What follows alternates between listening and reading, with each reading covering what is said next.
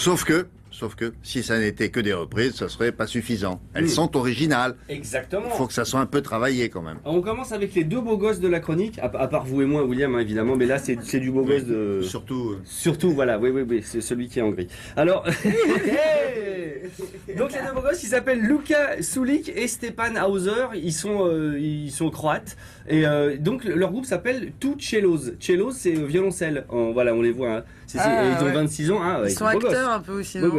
Donc, on a l'impression que c'est un peu des rigolos, mais non, les gars, genre premier prix de conservatoire, des prix à l'international, c'est d'excellents instrumentistes classiques, et ils ont décidé de faire des reprises, c'est-à-dire principalement du gros hard rock ou du rock ou un peu de pop avec leur violoncelle. Donc c'est super drôle parce que ce ne sont que des reprises, que ce soit AC/DC, Michael Jackson, mais c'est fait Sting. pour faire rire ou... Non, c'est fait pour faire découvrir une musique. Finalement, quand on se dit, oh, on les voit arriver, on dit, oh là là, le violoncelle, c'est quand même, enfin voilà quoi. Si c'est pas votre genre, moi j'adore, mais si c'est pas votre genre, vous êtes, et finalement ils arrivent à la fois parler musique et à la fois parler, mettre en avant leur instrument. Là, ils ont demandé à Lang Lang, ils ont repris Live and Let Die, vous savez, la musique de L'Heure de Vérité et surtout de James Bond, écrite par Paul McCartney et sa femme Linda. On y va, j'ai plus de souffle.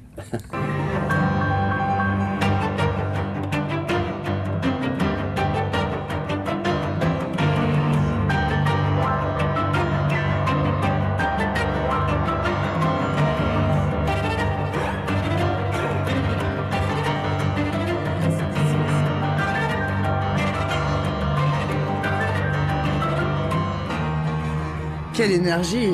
Lang Lang, il est un peu espiègle, hein, mais ça on le savait. Ah oui, Lang Lang, on l'avait reçu, c'est un peu le prince de la déconnade. 200 millions de vues sur YouTube, les Two Cellos, les deux beaux gosses. Pas mal, hein? Très beau, hein. On continue avec Diana Krall, notre chouchoute ici, hein. Diana Krall, canadienne, née en 64, pianiste, chanteuse, accessoirement femme d'Elvis Costello. Voilà, il a de la chance, elle a de la chance, tout le monde a de la chance dans cette famille.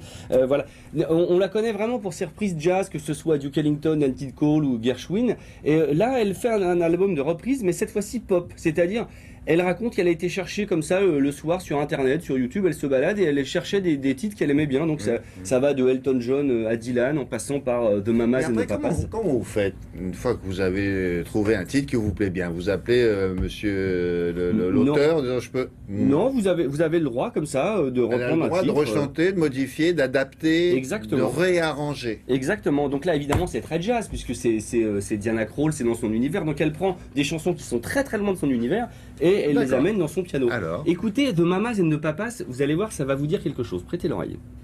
Into a church, I passed along the way,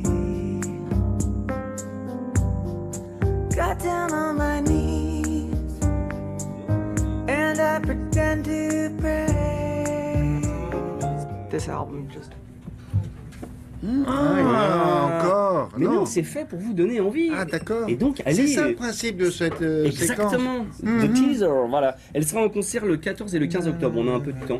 C'est bien. De Mamas and the Papas. Qu'est-ce qu'il y a d'autre? Il y a alors, on finit avec les Franglaises. Alors, je n'ai pas dit, puisque c'est un spectacle. Les Franglaises, leur baseline, comme on dit, on réclame, c'est est-ce que vous savez ce que vous chantez? C'est-à-dire, c'est un groupe, c'est 8 garçons et 4 filles qui décident de traduire, mais vraiment traduire. Baseline, on pourrait le traduire par pas leur vocation, leur définition. Oui, leur image, oui, leur signature. Leur signature. C'est est-ce que vous savez ce que vous chantez? C'est-à-dire, tous les chansons qu'on chante sous la douche en anglais, généralement, on ne sait pas réellement de quoi ça parle. Et bien, eux, ils ont traduit. Parle pour toi, et puis tout le monde chante pas sous cette... Mais d'abord, tout le monde n'a pas de douche, voilà. Tout le monde ne chante pas, et tout le monde ne sait pas l'anglais. Donc ça, on le met de côté. Donc, imaginez, par exemple, eux, ils traduisent Village People, c'est les gens du village. Michael Jackson, c'est Michel, le fils de Jacques. Black Eyed Peas, c'est les yeux noirs des petits pois, enfin, etc. Voilà. Et donc, mais ils chantent quand même. Ils chantent quand même et ils traduisent, mais vous savez, c'est comme si vous prenez Google Translate, c'est-à-dire qu'ils traduisent sans faire d'effort, mot à mot, et donc ça fait un truc super drôle. Bon souvenir. Ça donne ceci.